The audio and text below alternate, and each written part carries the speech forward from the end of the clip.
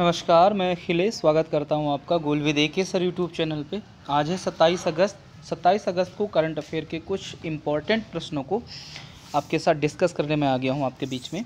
तो चलिए वीडियो को स्टार्ट करते हैं। सबसे पहले बात करते हैं कल के क्वेश्चन ऑफ द डे के बारे में। कल का क्वेश्चन ऑफ द डे था, आपसे पूछा गया था कि दुनिया का सबसे ऊंचा जलप्रपात या वाटरफॉल कौन सा है, और साथ ही साथ उसका नामकरण जब किया गया तो किसके नाम पर उसका नाम रखा गया। तो इसका सही जो उत्तर हो जाएगा, आपको सबको पता है कि उसका नाम क्या है, एंजिल जलप्रपात। एंजिल जलप्रपात वेनेजुएला में है। एक मैप आप देख रहे हैं यहाँ पर, ये मैप दक्षिणी अमेरिका महाद्वीप का है और इसके ऊपर उत्तरी हिस्से में आएंगे तो आपको एक कंट्री दिख रहा है, वेनेजुएला।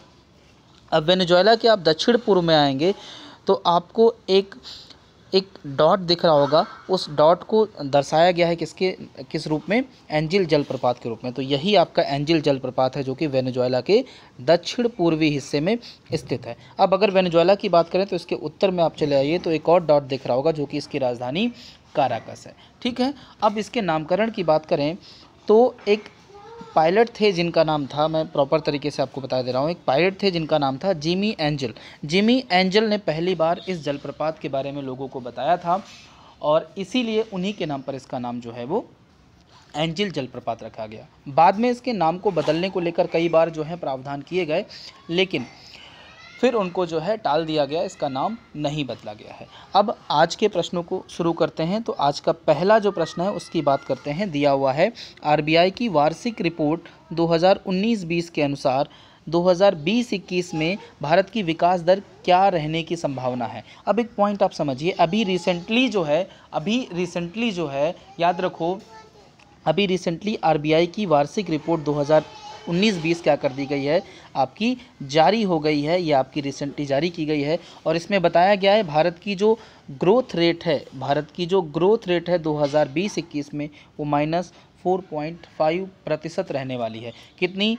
4.5% नेगेटिव में है, याद रखिएगा, माइनस में जाने वाली है इस बार। उसका रीज़न आप सब लोग जानते हैं कि हमारी जो इकोनॉमिक व्यवस्था थी, अर्थव्यवस्था थी, वो पहले से ही ख़राब थी और उसके ऊपर से सोने पे सुहागा हो गया क्या, कोविड-19 के कारण हमारी हालत बहुत ज़्यादा ख़राब हुई। लॉकडाउन हुआ, उसके बाद लॉकडाउन ओपन हुआ, लेकिन उसके बाद भी सारी चीज़ें जो हैं प्रॉपर तरीके से अपने रूटीन पे अभी तक नहीं आ पाई हैं, क्योंकि कोविड लगातार बढ़ता ही जा रहा है। अब आगे इसी में एक पॉइंट और अगर हम ऐड करें तो इसी रिपोर्ट में ये बताया गया है कि जो वैश्विक स्तर पर अगर हम बात करें, ध्यान दीजिएगा, कि जो वैश्विक ग्रोथ रेट रहने वाली है, इंटरनेशनल पूरे विश्व की जो ग्रोथ रेट रहने वाली है वो -6% से लेकर 7.6% के बीच में, भी माइनस में रहेगा, इसके बीच में रहेगी वैश्विक जो आर्थिक वृद्धि दर है वो ये रहने वाली है। राइट, चलिए, उम्मीद कर रहा हूँ ये प्रश्न आपको समझ में आया होगा। अब बात करते हैं आज के दूसरे प्रश्न के बारे में। आज का जो दूसरा प्रश्न है वो दिया हुआ है, महिला समानता दिवस किस तिथि को मनाया जाता है। महिला समानता दिवस किस तिथि को मनाया जाता है, ये प्रश्न बहुत अच्छा है, आपके एग्ज़ाम में पूछा जा सकता है। तो याद रखिए इसका उत्तर क्या हो जाएगा, 26 अगस्त को मनाया जाता है महिला समानता दिवस। अब कुछ पॉइंट मैं आपको यहाँ पर क्लियर करना चाहूँगा महिला समानता दिवस के बारे में। देखिए, ये मेरी पीछे बेटी बोल रही है, अभी साफ बोल नहीं पाती है, कुछ कौन सी फ्रेंच बोलती है या रशियन बोलती है, मुझे समझ में नहीं आता है।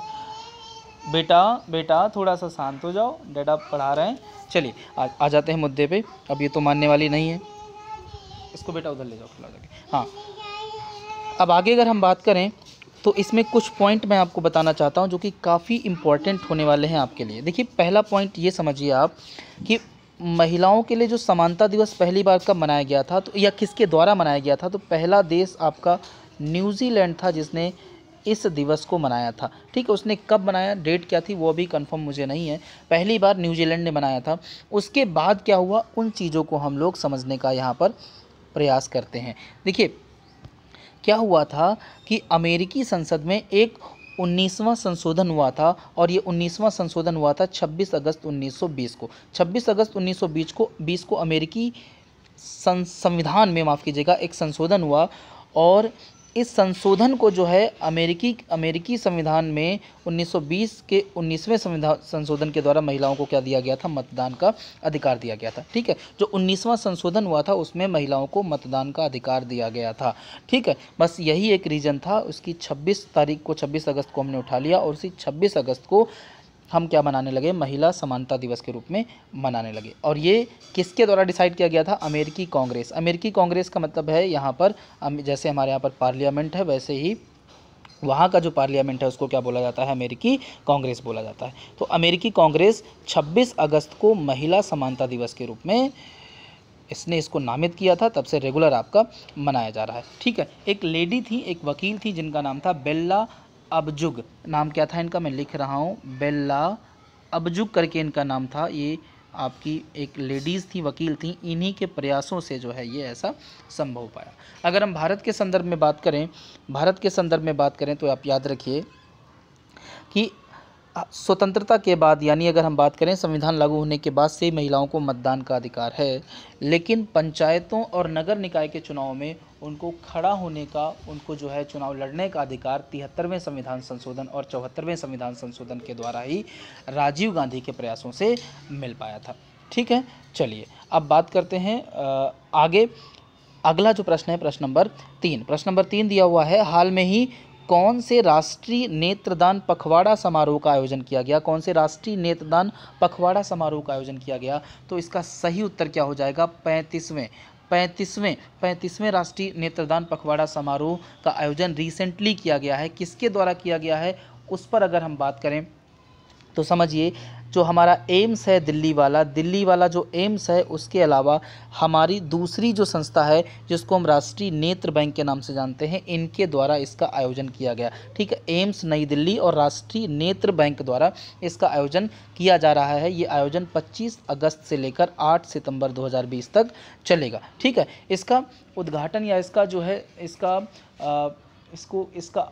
इसका हम कहें उद्घाटन भाषण या इसका उद्घाटन किसके द्वारा किया गया, तो हमारे जो स्वास्थ्य मंत्री हैं डॉक्टर, सब लोग आप जानते हैं जिनको हम लोग WHO में इनको एक विशेष स्थान भी मिला हुआ है, डॉक्टर हर्षवर्धन, इनके द्वारा किया गया। ठीक है, अब इस समारोह में क्या किया जाता है, लोगों को जागरूक किया जाता है कि वो अपनी आँखों का एक महत्वपूर्ण पार्ट होता है कार्निया, उसको डोनेट करें, क्योंकि उसको डोनेट करेंगे तो दूसरे लोगों को, जो ब्लाइंड हैं, जो अंधे हैं, उनको आँखें मिल पाएंगी, उनको रोशनी मिल पाएगी। क्योंकि मोस्टली जो अंधेपन का मुख्य कारण है पूरे विश्व में वो कार्निया ही है, उसका मोस्टली जो कारण वो क्या है, वो कार्निया का ही खराब होना है। चलिए अब बात करते हैं अगले प्रश्न की ओर, प्रश्न नंबर 4 की ओर। प्रश्न नंबर 4 दिया हुआ है, हाल में ही जम्मू कश्मीर राज्य के कृषि विभाग में एक नीलामी, कृषि विभाग ने एक्चुअली है ये, कृषि विभाग ने एक नीलामी पोर्टल लॉन्च किया है। यह पोर्टल किस फसल के व्यापार को बढ़ावा देने के लिए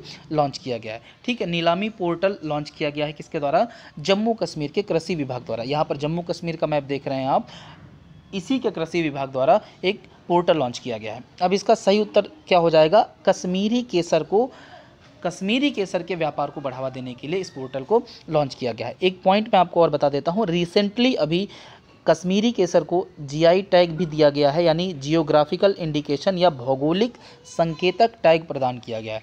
तो आपसे पूछा जा सकता है हाल में ही किसे भौगोलिक संकेतक दिया गया है, GI टैग दिया गया है, तो कश्मीरी केसर को दिया गया है। क्लियर है इतनी बात, उम्मीद कर रहा हूँ आ गया होगा समझ में। अब हम आगे बढ़ जाते हैं अगले प्रश्न की ओर। अगला प्रश्न दिया हुआ है, हाल में ही किस पर स्विफ्ट इंस्टा पर्सनल लोन सेवा शुरू की गई है। स्विफ्ट इंस्टा पर्सनल लोन सेवा किस जो है एप्लीकेशन या किस जो है प्रोग्राम पर शुरू की गई है, तो याद रखिएगा ये क्या हो जाएगा आपका व्हाट्सएप। आप जानते हैं कॉलिंग वाला है, वीडियो कॉलिंग भी कर सकते हैं, ऑडियो कॉलिंग भी कर सकते हैं, साथ ही साथ आप इस पर जो है वो मैसेज कर सकते हैं, वीडियो भेज सकते हैं, ये आप बहुत अच्छे से वाकिफ़ हैं इसके बारे में। तो व्हाट्सएप पर एक स्विफ्ट इंस्टा पर्सनल लोन सेवा शुरू की गई है। अब हम देखते हैं ये सेवा किसके द्वारा शुरू की गई है, इसके क्या लाभ हैं और इसका आप कैसे लाभ उठा सकते हैं। चलिए देखते हैं। तो मैं आपको समझा दूं या बता दूं कि टाटा कैपिटल की एक वित्तीय सेवा शाखा है जिसका नाम है Tata capital limited. Tata capital limited ने व्हाट्सएप पर अपनी नई सेवा स्विफ्ट इंस्टा पर्सनल लोन, जिसको SIPL शॉर्ट में कहा जाता है, लॉन्च की है। नई सेवा के माध्यम से मौजूद ग्राहक आसानी से ऋण के लिए आवेदन कर सकते हैं। जो भी इसके ग्राहक होंगे वो क्या कर सकते हैं, आसानी से जो है व्हाट्सएप के जरिए इस पर लोन के लिए आवेदन कर सकते हैं। अब व्हाट्सएप नंबर क्या है जिसके ज़रिए आप लोन का आवेदन कर सकते हैं, वो है आपका यहाँ पर नोट है 75066560। ये व्हाट्सएप नंबर है। आप अगर इसके ग्राहक हैं तो आप इसको नोट कर लीजिएगा। अब टाटा कैपिटल लिमिटेड की अगर बात करें तो हेडक्वार्टर इसका महाराष्ट्र मुंबई में है और इसके MD CEO कौन है, राजीव सभरवाल। उम्मीद कर रहा हूँ ये भी आपको प्रश्न समझ में आ गया होगा।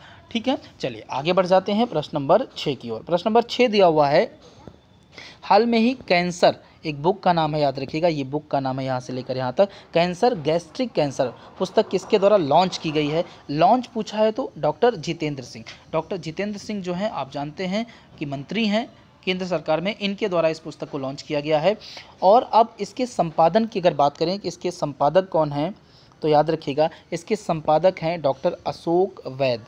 अशोक वैद ने इसका संपादन किया है, अशोक के वैद द्वारा संपादन इसका किया गया है। इस बुक का नाम है कैंसर गैस्ट्रिक कैंसर। ठीक है, अब अशोक वैद की अगर हम बात करें तो एक प्रसिद्ध चिकित्सक हैं और उन्हें चिकित्सा के क्षेत्र में उत्कृष्ट कार्य के लिए 2009 में पद्मश्री से भी सम्मानित किया गया था। ठीक, उम्मीद कर रहा हूँ ये प्रश्न भी आपको समझ में आया होगा। आ गया है तो बहुत अच्छी बात है, कमेंट करके बताते रहिएगा और लाइक करना बिल्कुल मत भूलिएगा, क्योंकि अगर लाइक कर देंगे तो थोड़ा सा हम और मोटिवेट हो जाते हैं और ज़्यादा मेहनत करने का मन करता है। तो प्लीज़ लाइक करते रहिए और चैनल को सब्सक्राइब भी करते रहिए। अब आगे बढ़ते हैं अगले प्रश्न की ओर, प्रश्न नंबर 7 की ओर। प्रश्न नंबर 7 दिया हुआ है कि शिक्षा मंत्रालय ने शिक्षा के क्षेत्र में सुधार करने के प्रयासों को लेकर कितने शिक्षकों को राष्ट्रीय शिक्षक पुरस्कार से के लिए नामित किया है। तो इसका सही उत्तर क्या हो जाएगा, 47 यानी ऑप्शन बी सही हो जाएगा।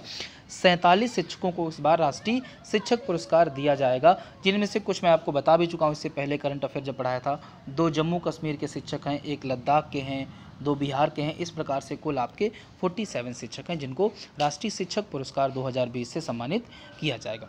उम्मीद कर रहा हूँ आपको ये प्रश्न भी समझ में आया होगा। अब थोड़ा सा कमेंट में राष्ट्रीय शिक्षक पुरस्कार के बारे में कुछ डिटेल अगर आपको मिलता है तो वो ज़रूर बताइएगा। अब आगे अगर बात करें तो अगला है प्रश्न नंबर 8। प्रश्न नंबर, अब यहाँ पर मे बी मैंने क्या लगा दिया है, मे बी मैंने सी लगा दिया है उत्तर। सी इसका उत्तर नहीं होगा, इसका उत्तर क्या होगा, बी 47। ठीक है, तो ये क्या उत्तर इसका हो जाएगा, बी, याद रखिएगा।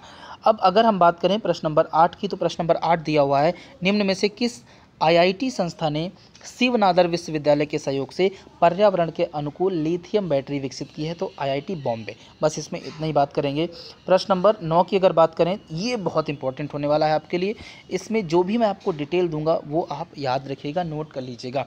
दिया हुआ है, हाल में ही WHO ने WHO यानी वर्ल्ड हेल्थ ऑर्गेनाइजेशन ने किस महाद्वीप को पोलियो मुक्त घोषित किया है। किस महाद्वीप को पोलियो मुक्त घोषित किया है, तो इसका सही उत्तर क्या हो जाएगा, अफ्रीका महाद्वीप को। रिसेंटली अफ्रीका महाद्वीप को पोलियो मुक्त घोषित कर दिया गया है। अब देखिए यहाँ पर आपको अफ्रीका महाद्वीप का मैप दिख रहा होगा, इसमें एक आपको कंट्री भी दिख रही है, नाइजीरिया। अब देखिए नाइजीरिया में केवल बचा था पोलियो, और पिछले 4 सालों से नाइजीरिया में भी पोलियो का कोई पेशेंट, कोई रोगी नहीं दिखा है। तो ऐसे में WHO ने क्या किया है, पूरे अफ्रीका महाद्वीप को ही क्या कर दिया है, पोलियो मुक्त घोषित कर दिया है।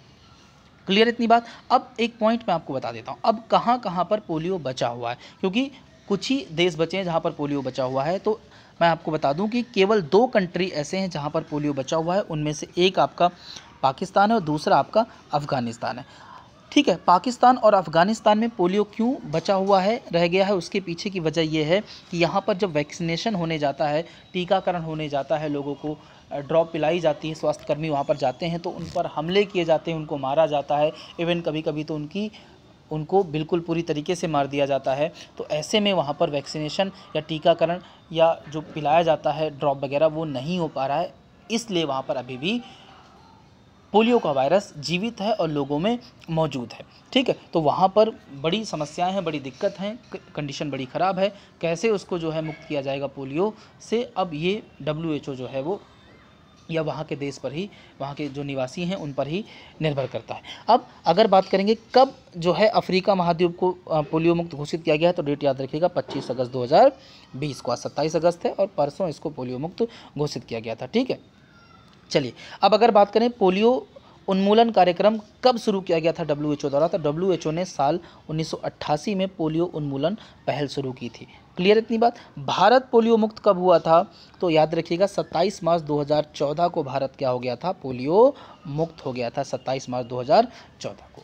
ठीक, उम्मीद कर रहा हूँ ये पॉइंट भी आपको समझ में आए होंगे। अब बात करते हैं आज के प्रश्न नंबर 10 की। प्रश्न नंबर 10 दिया हुआ है, हाल में ही किस देश को उसका अभी तक का सबसे बड़ा प्राकृतिक तेल भंडारण मिला है? टर्की। तुर्की जो है उसको सबसे बड़ा प्राकृतिक तेल भंडारण उसका रिसेंटली मिला है। इमेज आप देख रहे हैं, यही है टर्की। इसकी राजधानी आपको दिख रही होगी, क्या है, अंकारा। अंकारा इसकी राजधानी है। और तुर्की थोड़ा सा चर्चा में है। चर्चा में किसके कारण है? आमिर खान के कारण। क्यों है वो मैं आपको थोड़ा सा बता देता हूँ। देखिए, तुर्की के राष्ट्रपति हैं राष्ट्रपति रेचेप तैयब एर्दोआन। ठीक है, इनकी जो पत्नी हैं उनसे आमिर खान कुछ दिन पहले मिले थे। और तुर्की के साथ हमारे संबंध इस समय अच्छे नहीं हैं। उसके पीछे का कारण ये है कि 370 जब हमने हटाया था तो तुर्की ने इसको लेकर पाकिस्तान का समर्थन किया था। इसी कारण से हमारे संबंध उससे अच्छे नहीं हैं। हमने कई चीज़ें जो तुर्की को निर्यात करते थे उस पर भी हमने क्या लगा दी थी, रोक लगा दी थी। ठीक है, तो ये चर्चा में आ गया है। तो याद रखिएगा, तुर्की को अभी रिसेंटली उसका सबसे बड़ा तेल भंडारण, प्राकृतिक तेल भंडारण मिला है। और 2023 तक जो है तुर्की प्रोग्राम कर रहा है कि वो इसका इस्तेमाल भी करने लगेगा। तो आज के वीडियो के ये 10 महत्वपूर्ण प्रश्न जो कि काफ़ी इंपॉर्टेंट होने वाले हैं आपके आने वाले जो कॉम्पिटिटिव एग्ज़ाम हैं उनके लिए, और इनको आप प्रॉपर तरीके से पढ़िए और नोट्स भी बनाते रहिए। अब आज के क्वेश्चन ऑफ द डे की अगर बात करें तो आज आपको बताना है कि जो एंडीज़ पर्वतमाला है, एंडीज़ पर्वतमाला किस महाद्वीप में फैली हुई है और इसका अगर हम कहें तो विस्तार कितने देशों में है और इसकी सबसे ऊंची चोटी कौन सी है, ये आपको बताना है। और इसकी ऊंची चोटी जो है सबसे, वो किस देश में पड़ती है, ये भी आपको बताना है। ठीक है, और अब इस वीडियो के अंत में अगर आपको ये वीडियो पसंद आया हो तो वीडियो को लाइक और शेयर करना बिल्कुल मत भूलें और चैनल को सब्सक्राइब भी ज़रूर कर लें। इट्स अ हम्बल रिक्वेस्ट है आपसे, आप प्लीज़ जो है चैनल को सब्सक्राइब कर लें। Thank you very much.